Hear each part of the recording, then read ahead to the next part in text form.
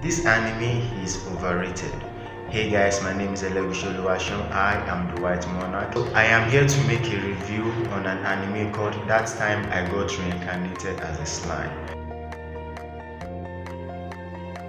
Now, this story, before I continue, I am actually going to be talking about the review from season 1 to season 3. So if you've not watched it before and you don't want any spoilers, just be alert that you are going to receive some spoilers. So, and if you're a lover of anime and you love reviews, kindly like this video to support it for other anime lovers to get reach of it, and subscribe to get information and to get notified about the latest upload I make.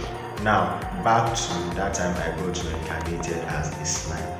Now, the thing about the anime is that why I say it's overhyped is because I was expecting a lot of action. Now, That Time I Got Reincarnated as a Slime follows the story of an average young man whose life was eventful, and then he was stabbed at the back on the streets. He was a lover of manga reading and he was working a corporate job which he hated so much. Now, he got stabbed at the back, he was about to die, and in the process of dying, he was making a lot of wishes to himself. And those wishes were the things that make him to be reincarnated as a slime by the thing called the Great Sage. Now, he got reincarnated as a slime, he was moving around, he met a dragon which later named Rimuru Tempest, and then he named him, and then the slime eventually got his own name called Rimuru Tempest. The anime was going well at first, with the storytelling, with the founding a nation, with him helping people, and those he helped eventually servitude to him, wanting to serve him, wanting to be with him, wanting to help him build his nation. Those that attacked him later started bowing to him, worshipping him, and things like that.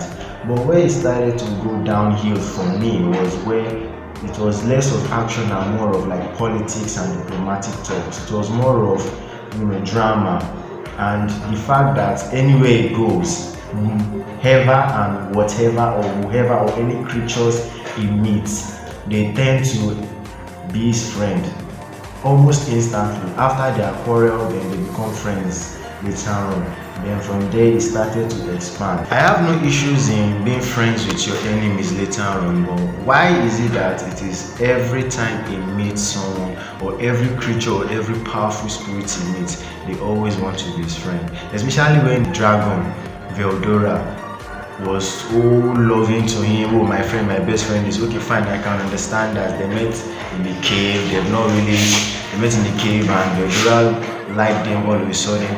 But then what about this dragon demon lord? What about Milim?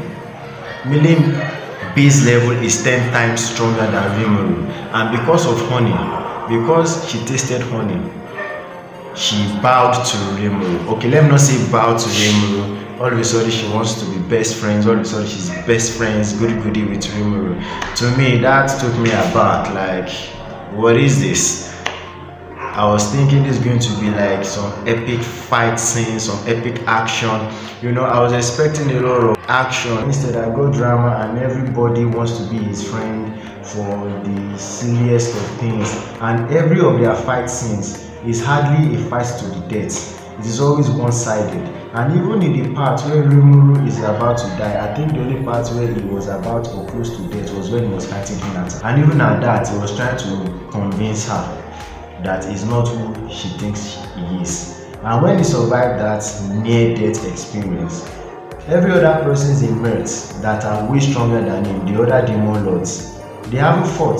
Though I've not read the manga, I just thought that season 3. So maybe manga readers watching this can prove me wrong. Maybe there was actually somebody who actually dealt with Rimuru, that Rimuru knew that, oh no, I am at a loss. This guy is on another level, I can't beat him. Like, throughout the season 1 to season 3, I did not watch any episode that made it look like as if he's not the strongest, like he can be beaten. Even the stronger people that he met, even the strongest, who I feel is this demon lord called Red, who is a demon, did not pose any challenge towards him, did not try to fight him, did not try to do anything.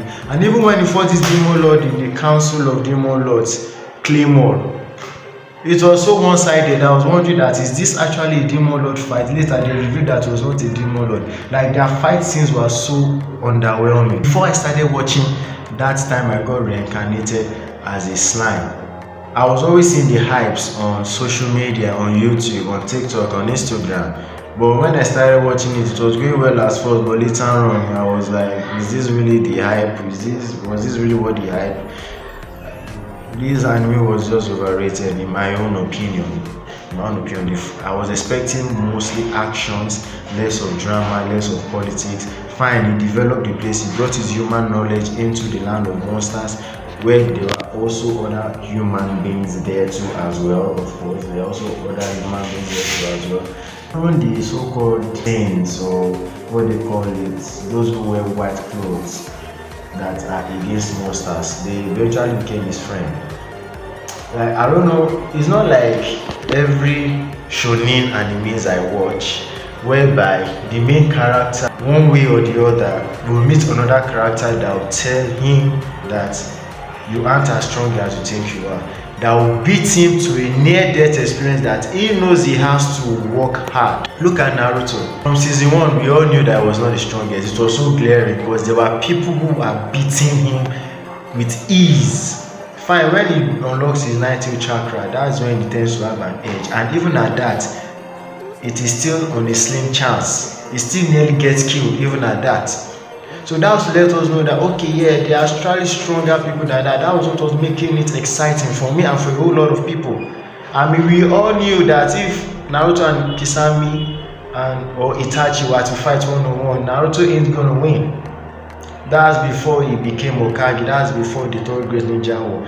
During Naruto Shippuden, while he was growing, we all knew that Naruto is not going to win against someone like Itachi, against someone like Kisame. He's not even going to win against someone like Kakashi. He's not even going to win against someone like Tsunade, Jiraiya. We all knew that was so glaring, but that time I got reincarnated as a slime. Rimuru Tempest, the main character, I don't know. I feel like even the strongest of the strongest, even their gods, if they are going to face Rimuru, something will happen, they'll like him and they won't beat him.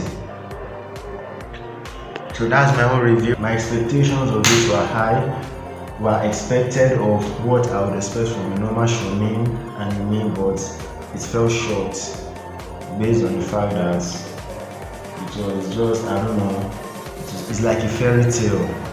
Watching life go so smooth for somebody. Even when they killed his people, get this, they killed his people.